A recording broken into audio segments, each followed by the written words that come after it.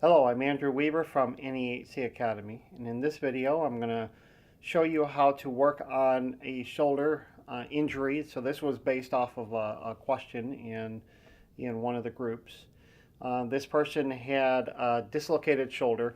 I don't know whether it was the right or the left, but let's say it's the left shoulder. So this is going to be partially about self-care and then also for pain relief. And right now I have with me a weighted 128 hertz tuning fork.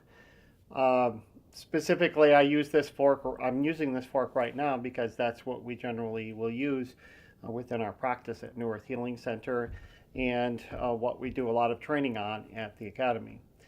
So I want to talk first about the injury itself, and then I'm going to show you how to work on the injury yourself.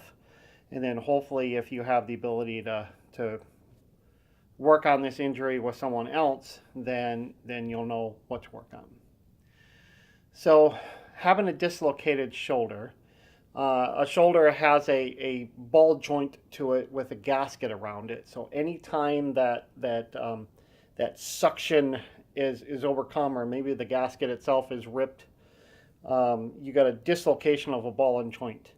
And then when it's relocated, you're also immobilized for a certain period of time.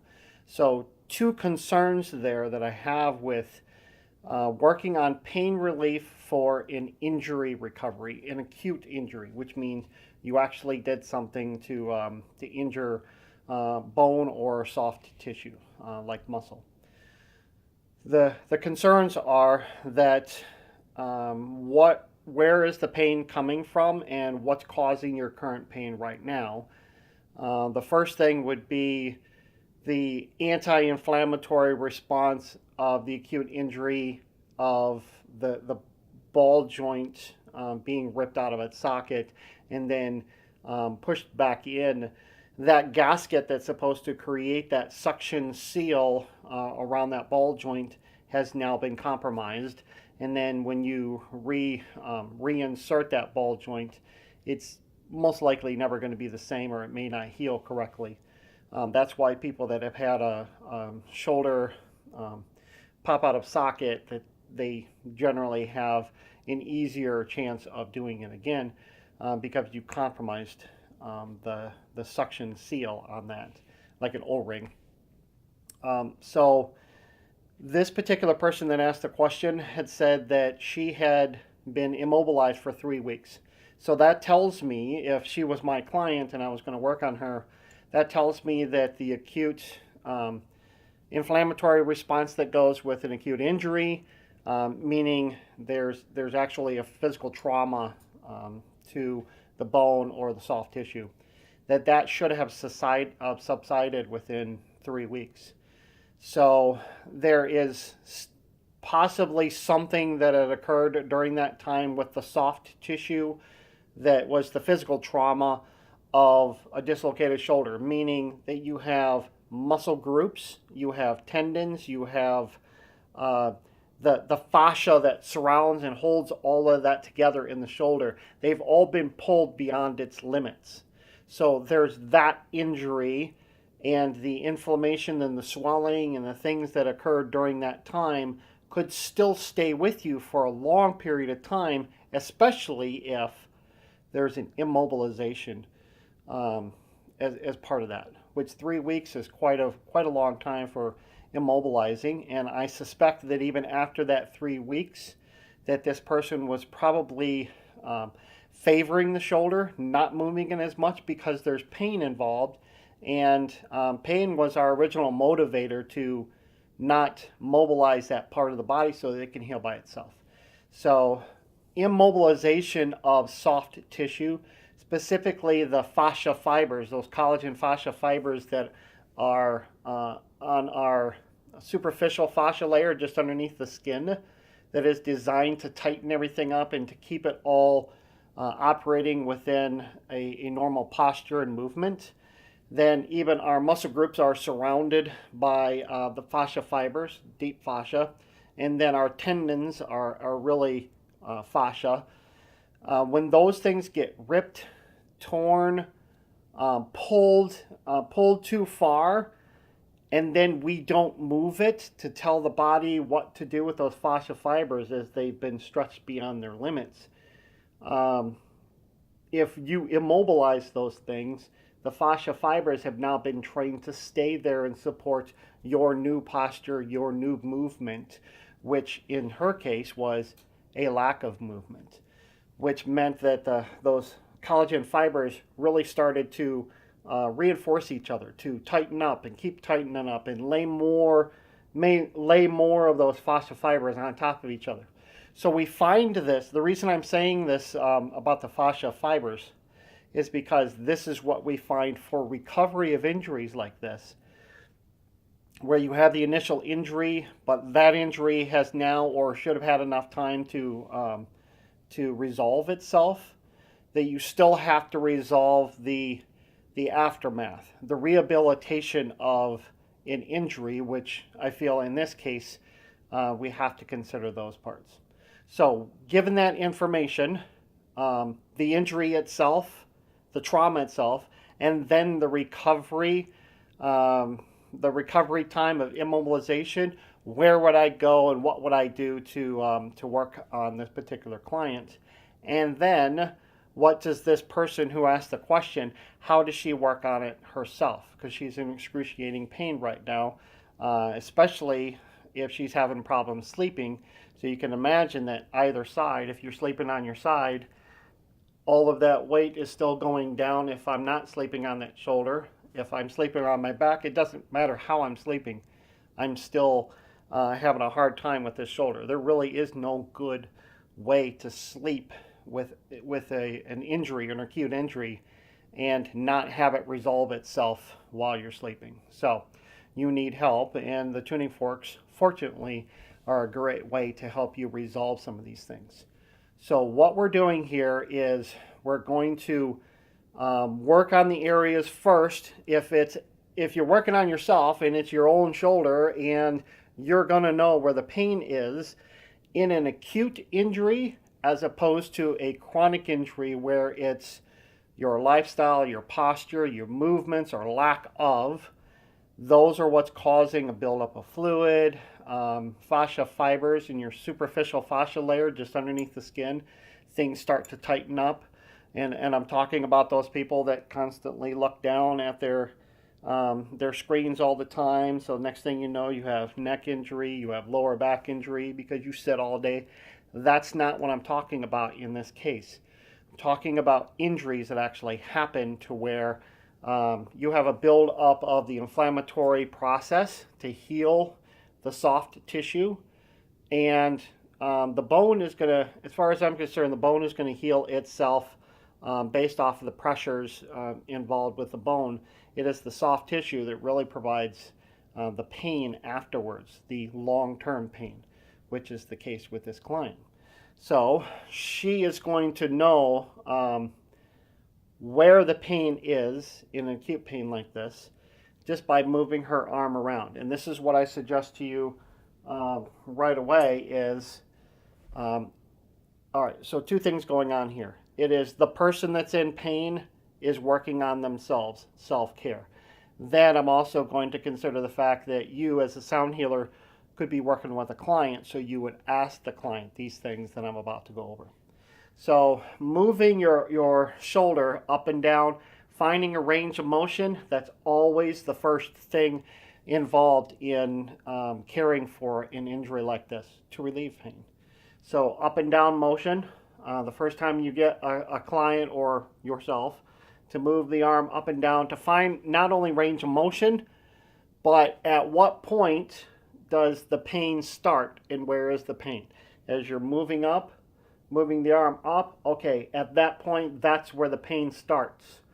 If you are the sound healer working with a client, put your hands on the client as they're moving up. And at a certain point, like if the pain starts right here, if you feel right here, you'll feel that certain muscle groups are going to be engaged at certain ranges of motion.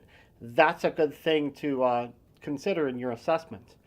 then if you're working with a client, you should make the same movements as well and put your own hands on your body and on the skin and press down to find those muscle groups and those tendons and those things are being engaged. Chances are, if I can move my arm up this far and then the pain starts, well, why wasn't there pain down here? Well, the answer could be that a new group of muscles or a range of motion engaged another set of muscles, and at that point where you're feeling, okay, so what, after this point, as I'm moving my arm up, what muscles are now engaged? Okay, so that muscle is involved in that movement. So when I'm moving this range, okay, there's the pain starting.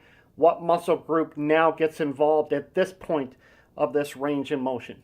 So you don't necessarily have to know a deep understanding of anatomy or musculoskeletal systems, but just to have the same range of motion that your clients do when you're doing this assessment really helps. One of the things that we see very often with shoulder injuries, more specifically frozen shoulders that we work on quite a bit at New Earth Healing Center, is range of motion up and down tends to be right here on this crease around the shoulder.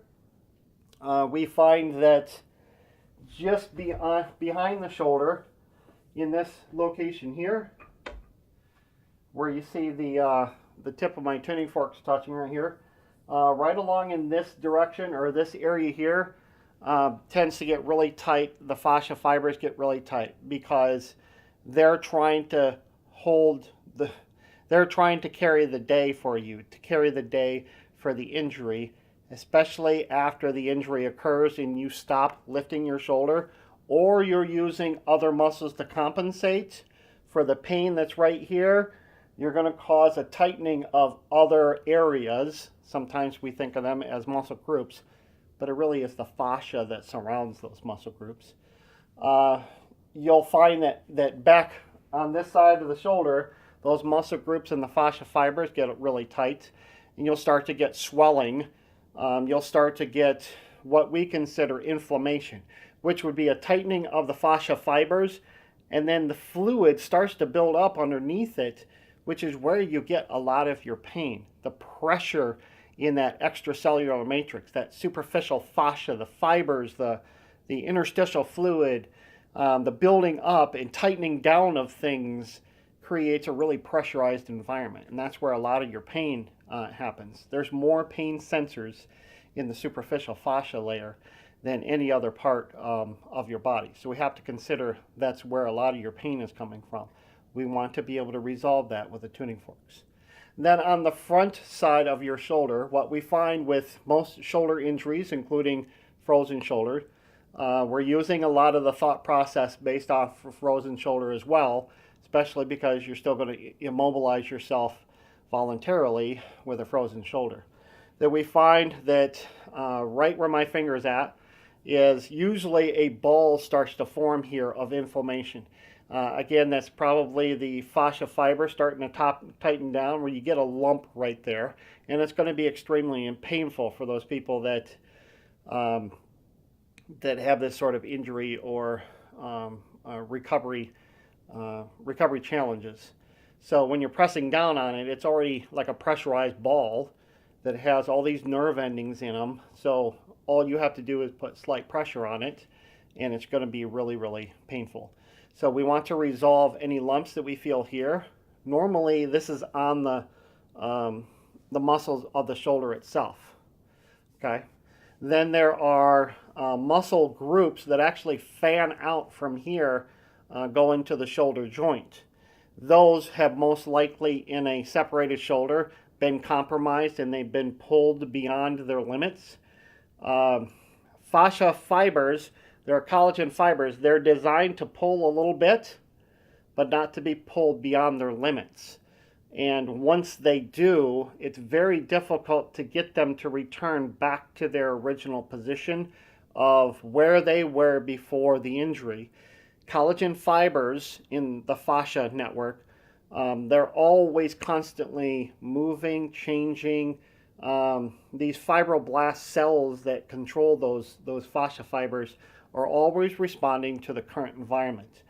You've changed the environment for them, not only with the injury, but the recovery of saying, I'm no longer going to move this shoulder because I'm going to have it in this position. So fascia fibers and the cells that are creating the fascia fibers, or deleting or getting rid of fascia fibers, I need you to support this new posture for me. So now you change the game on them and you're saying, okay, I want to move my arm. Well, you've just changed the game real fast. Sometimes it takes a little bit of time, and sometimes it takes for you to tell the fascia fibers here, I need something changed real fast. Vibration does that. The vibrations from tuning forks really does that well, and that's why we have such great success with tuning forks. So specifically weighted tuning forks in this case. So you're going to find where this clavicle bone is, usually just underneath that clavicle bone, probably right in the center. So I'm looking at that clavicle bone, and it's going to be from here to here. Most likely right in the center of that, there is usually some sort of knot. And if there's a knot that forms there, then there's swelling all around this area. Press down on that area and see if it hurts, even when you're not moving it. You'll find that this is a deep pain. And usually if there's a longer term injury of a shoulder or moving the shoulder, there will be a culprit right here. So this area here is something we would focus on. The area right back here is something we would focus on. And then right around the cuff area, or the seam, usually the seam of a shirt, is the same area. So if it's you working on yourself, make your movements, press down on the skin to find out where the pain is at, and we're going to work on those areas. So when we're striking the tuning forks, if you've never done that before, I have a weighted tuning fork. I can use my own body parts to strike the tuning fork flat on the weight here. I'm holding it down by the stem, but noticing that I'm holding it right up here in the metal area of the stem. Weighted tuning forks can withstand you holding it up here and not just on the stem. Doesn't work that way for the unweighted tuning forks. But when I strike this tuning fork, if you notice, I'm moving my fingers even up past this loop right here, and I still have vibration. Of course, you can't hear it, you can't see it, but check it out for yourself. Strike it, and I'm striking it right on the palm of my hand, but it's right on this meaty part. I'm striking it, I'm seeing that my fingers can withstand holding it right there. And in fact, if you need downward pressure or some downward force, I can actually put my thumb right inside of that loop right there. Do it for yourself. Test this out. You'll see that you can use this as leverage when you need to place this tuning fork in a spot and then actually put some decent pressure on it, which is really needed in this process. So you can use your hand to strike, or you can also, I know you can't see my knee, but I'm striking it on, my knee is bent because I'm sitting. I'm striking it on the meaty part, about 3 inches back from the kneecap. The meaty part of my knee is more towards the inside. This is my right knee. It's more towards the inside of the knee. If you feel right there, about 3 to 4 inches back from the kneecap on the bended knee, I can strike it right there and then put it where I need to. So striking and placing. Once you get a feel for where you need to strike it, if you're working on yourself, strike and place and put some pressure on it. It's going to hurt. It's going to hurt your clients. It's going to hurt you. This is part of working on vibrational therapy with tuning forks.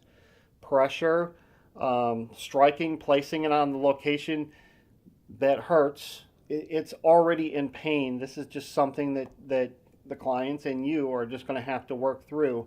And a lot of times, clients who are in pain during a treatment like this Sometimes they ask, keep going, keep going. I know that if it's in pain when you press down, the next time you place the tuning fork there, I can see that it's not in pain. And it actually reinforces the fact that what you're doing with them is actually working. So striking, placing, putting it into a spot where you know to be the correct location based off of feel, based off of pain, and press down. What's happening when you're pressing down is you're getting that vibration, you're compressing the tissues, you're getting vibration further and further into the tissues where you need it. Then those fibroblast cells that are part of that fascia network, the fibroblast cells and the cells of the surrounding tissue work off of mechanical input as well as chemical. The mechanical input, the mechanosensors, or mechanoreceptors, they're looking for specific things to change the programming. Right now, they're doing a program based off of you telling them, oh, I'm not going to move my arm. I'm not going to move it for about 3 weeks. Go ahead and reset yourself. Tighten everything up, loosen things in certain areas. Now you get a buildup of fluid, and you get pressure, and you get pain. You're telling your fascia cells, your soft tissue cells, to do something different with pressure or compression and movement and vibration. Those are all inputs, mechanical inputs into your cells of your body, which is where the vibration comes in. So when you're striking, you're placing it in one spot, and then if it's you can feel whether it's getting better. Sometimes it will be somewhat painful the first time. Then you strike, put it in the same spot a second time, and then you may feel things moving. You may feel a release. If it's a buildup of fluid, you'll feel sometimes that that there's a deflation or that fluid ends up moving out. Inside of that fascia network, there's fluid that should be there, that's interstitial fluid. That is basically all the fluids recycling through your circulatory system into your lymphatic system. But there's also fluids that are part of the fascia fibers themselves. They get really thick and snotty. They are part of making sure the fluids flow through that network of fibers and network of cardiovascular and different vascular and nerves and everything that's running through the same area. That the snottiness, that thick fluid in there, is designed to make sure that there's fluid flow and also help with the structure itself to strengthen your superficial fascia layer. When you put vibration on that fluid that's in that area, this vibration is called thixotropy. The vibration of that fluid will actually turn it from a thick fluid into a real watery fluid, and that will actually cause everything to kind of drain from that area. Our tuning forks are doing that. That's the whole magic of vibration, is shaking and vibrating the liquids that are thick and then causing it to instantly switch over into a real watery liquid, which relieves the pressure and allows some of that fluids to flow. If you do enough treatment in here, you'll start to get the fluids to drain into other areas and disperse the pressurization of fluids itself. Then the fibers, those collagen fibers that are here, the fascia fibers, the vibration and pressure is also telling the fibroblast cells to relax. It is the same process that happens with acupuncture. When the needle is placed in a certain point and it's twisted, the fascia fibers are wrapping around the needle itself as a response mechanism, and it actually happens that quick with the fascia fibers. When they wrap around the needle and you do a needle tug, you're now creating a new environment or adding new input into your fascia fibroblast cells, telling that section to release. And sometimes, since they're all connected to other parts of your body, sometimes you're telling the fascia fibers in another location to relax as well. Another thing I want to talk about is the amount of strikes and placements when you're using the weighted tuning forks. So there is an understanding in our community about concerns over nitric oxide puffing cycles, and when you're concerned about relaxation and recovery and stress relief and those sorts of things, the nitric oxide puffing cycle is important. Sometimes you have to disregard those concerns over no more than 2 or 3 strikes when you're working on stuff like pain relief, and your first step here is to remove the pressure, remove the inflammation that's built up, and change the environment, the local environment here. So it's really a priority. Do you want to clear the area so that the body could return to a normal operating process?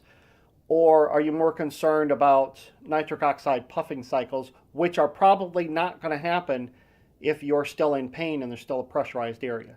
So we're overcoming that with more strikes in an area, and you can have several strikes, several placements. So I place it here, let it run out till I don't feel the vibration anymore. I strike it again. I put it in the same spot if I need to. I'm not so worried about 1 to 2 or 3 inches away from the same spot and getting too much vibration. I can tell you from experience, we have placed tuning forks in the same spot over and over again for long periods of time, and we have not experienced any negative results from using or from too much vibration in a given area. That is our experience at New Earth Healing Center. All right, so then we're working on this area here. If you can reach that far back, we're working on the entire muscle group on the back. And you're definitely going to know it if that part is tight. If it's yourself and you're working on self-care, you want to loosen that entire muscle group right here. Then get it nice and loosened up. It may not seem logical because, hey, the pain's over here, but okay, I can feel a little pain back here. It's definitely tight. I'm telling you that they are related. That when you're immobile for a certain period of time, everything else is tightening up. It's a biocascade. That means something happened here, which made this thing change, and made this muscle group change, and made these fascia fibers tighten up. There's all kinds of things happening in conjunction with the initial injury. You want to resolve all of those things. The biggest problem that we have with acute injuries like this in the recovery and rehabilitation is the lack of movement. Really, we shouldn't be not moving a part of our body for long periods of time, especially for 3 weeks. So the pain that occurs afterwards is really recovering from what your body did to change itself based off of your immobilization. So what you're really resolving that in addition to the actual location of pain. So we're working on the front side as well, making sure that we work in large muscle groups all the way across. We're feeling for pain, we're resolving those things. And then doing a movement again, doing another pain assessment. Okay, so the pain is gone there, but press down on the skin, press down on the tissue. Feel what good tissue feels like. Feel what inflamed tissue feels like. Okay, there's definitely a lump there. That doesn't feel the same as the tissue next to it. Okay, that lump right there, I need to work on that. A lot of this has to do with hands on the skin, pressing down, understanding what wrong feels like, understanding what right feels like. Then striking the tuning fork and pressing down and letting the vibration work. Sometimes the releases that you're looking for, the physical releases that you're looking for, are they could possibly happen in the second or third strike. But usually when they happen, you'll know. It'll be a deflation. It'll be sometimes it'll be pushing up against the skin, and then you'll see it just deflate underneath you, or you'll feel fluids move past really fast. It'll be obvious to you if you feel it either from the inside or if you're working on a client and you're keeping your fingers here, the other hand here as you place the tuning fork, you're feeling next to the tuning forks as the vibration's running out. You're feeling for changes in the skin to see if something's happening, if the tuning forks have done what they're designed to do. So work through the entire area. You should be pain relieved within 20 to 30 minutes. If not, continue for another 15 minutes. Keep working on it as you need to. If you're working on yourself, continue working on it throughout the day. There could be sensitivity, there could be bruising. These things are going to happen because there's a lot of pressure there. You're going to have some bruising in this area as you place the tuning forks. That's common because if you think about it, your cardiovascular system, it's so pressurized in there that you're going to have some bruising. You're going to have some bruising in those areas. You're going to have some sensitivity. So work through 20 minutes, maybe 15 to 20 minutes, and then check for a range of motion. Check to see if the areas you've been working on is becoming pain-free, and then work on another area and keep working through all the different areas. Get good range of motion. If you're doing this right and you're resolving each area in succession, you should be pain-free, hopefully within 45 minutes, to be able to go throughout your day. But your work isn't necessarily done there. You may have removed some fluids, you may have changed some of the tension that you have on the fascia fibers, and then now you're going to go about your day. Your habits, your movements, your postures are still the same on what they were before you started this. So this is a retraining process of getting movement back, getting confidence. If this is you and it's your shoulder, you've probably been in so much pain for a certain period of time that you never try to move your arm its full length, its full range of motion. You need to have confidence after the pain goes away. So you may have to keep doing this every day for several days afterwards and then move. That's the biggest thing. Keep the range of motions. Keep moving. That's what physical therapists are all about. Making you move through the rehabilitation and recovery process so that you retrain your fascia fibers to accept the new input and the new requirements you place upon your body. Full range of motion. That's part of rehabilitation. That's part of recovery. That's also part of pain relief. So this is a video by NEHC Academy and New Earth Healing Center, and thank you for watching.